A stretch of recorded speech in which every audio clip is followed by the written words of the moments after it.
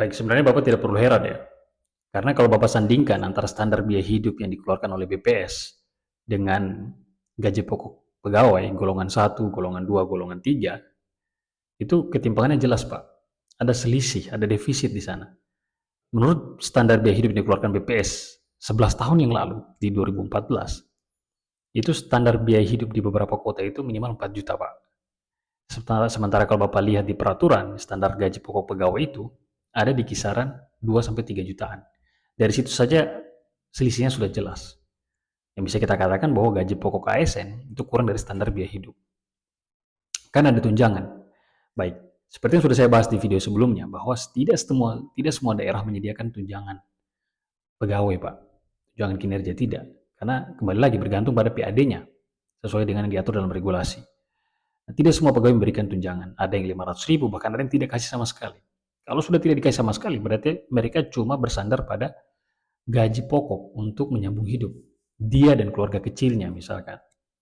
Kalau sudah demikian, mereka tidak punya opsi selain mengajukan utang kredit.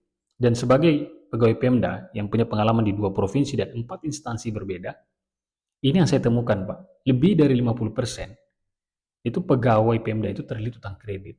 Silakan koreksi saya kalau saya salah. Silakan masuk dalam kolom komentar kalau ada pegawai Pemda dari Sabang sampai Merauke yang satu instansi itu tidak ada sama sekali yang terlilit utang kredit. Silakan koreksi saya kalau saya salah. Atau masukkan dalam kolom komentar. Silakan teman-teman masukkan.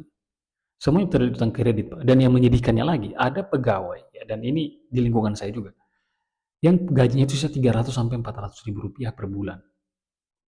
Bapak bayangkan, dengan gaji seperti itu, tentunya akan sangat mempengaruhi atau mendegradasi motivasi pegawai tersebut untuk datang ke kantor.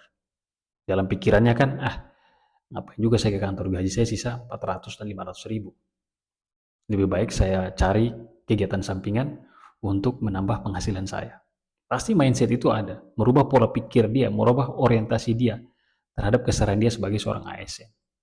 Implikasi lainnya dengan rendahnya gaji tersebut, karena potongan kredit, ya pungutan liar, korupsi, dan lain-lain. Ya, untuk menyambung hidup dia dan keluarganya. Kenapa kondisi ini bisa terjadi, Pak? Saya juga tidak tahu. Jawaban pastinya saya tidak tahu. Apa yang bikin mereka kurang?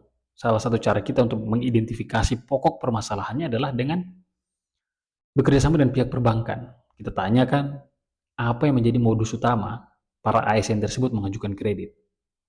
Apakah kebutuhan primer, pendidikan,